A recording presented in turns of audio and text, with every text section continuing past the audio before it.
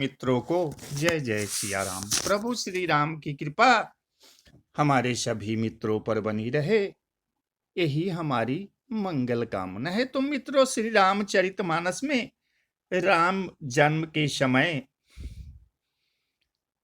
राम जन्म से पहले यज्ञ के बारे में वर्णन है। उस यज्ञ में श्रृंगी ऋषि आए हुए थे और श्रृंगी ऋषि ने जो चरु प्रदान किया, उससे ही राम लक्ष्मण भरत शत्रुघ्न का जन्म हुआ।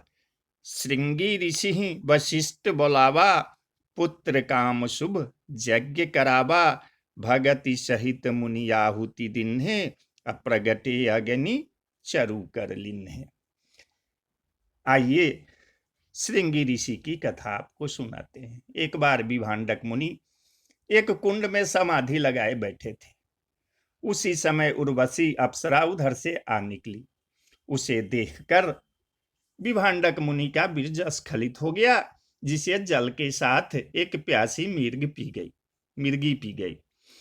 उस मिर्गी से इनका जन्म हुआ। माता के समान इनके सिर पर भी एक सींग था, अतः इनका नाम ऋष्य श्रृंग पड़ा। ये सदा वन में अपने पिता विभांडक के पास रहने के कारण किसी स्त्री या पुरुष को नहीं जानते थे। इस प्रकार इन्हें ब्रह्मचर्य पूर्वक रहने, अग्नि और पिता की सेवा करते करते बहुत समय बीत गए।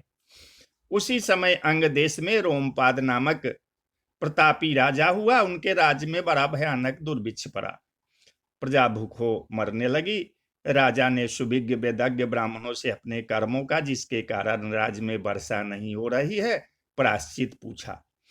उन ब्राह्मणों ने राजा को यह उपाय बताया कि आप जैसे बने तैसे विभांडक मुनि के पुत्र ऋष्यशृंग को यहाँ ले आइए और उनका सत्कार करके यथाविधि उनके साथ अपनी कन्या शांता का विवाह कर दीजिए।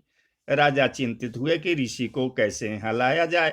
बहुत सोच विचार कर उन्होंने अपने पुरोहित और मंत्रियों से कहा कि आप लोग जाकर ऋषि कुमार को ले आए।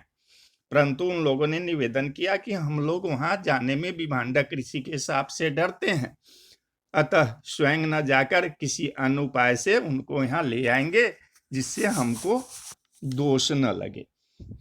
मंत्री और पुरोहितों ने निर्विघ्न कृतकार्य होने का यह उपाय बताया कि रूपवती वेश्याएं सत्कार पूर्वक भेजी जाए, वे अपनी कौशल से उन्हें ले आएगी। राजा ने जैसे ही उपाय करने को कहा, वेश्याएं भेजी गई। आश्रम के निकट होकर पहुंचकर वे धीर ऋषि पुत्र के दर्शन का प्रयत्न करने लगे।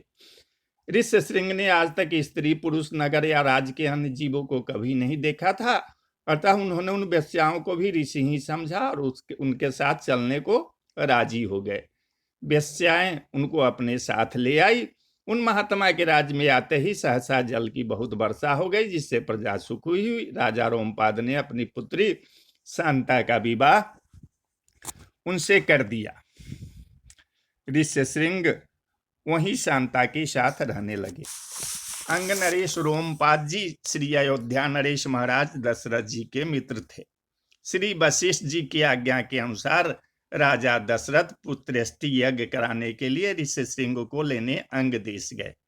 श्री रोमपाद जी ने मित्र भाव से उनका सत्कार किया। उनको अभिप्राय को जानकर ऋष्यशृंग से शांता सहित उनके साथ जाने का अनुरोध किया। वे राजी हो गए और उनके साथ श्री अयोध्या आकर मंगल मुहूर्त में पुत्रेष्टि यज्ञ का शुभारंभ किया, जिसमें अग्निदेव ने साक्षात प्रकट होकर दिव्य चरु प्रदान किया, जिसको पाकर रानियों ने गर्भ धारण किया। तो बोलिए जय जय सिया राम, जय सिया राम।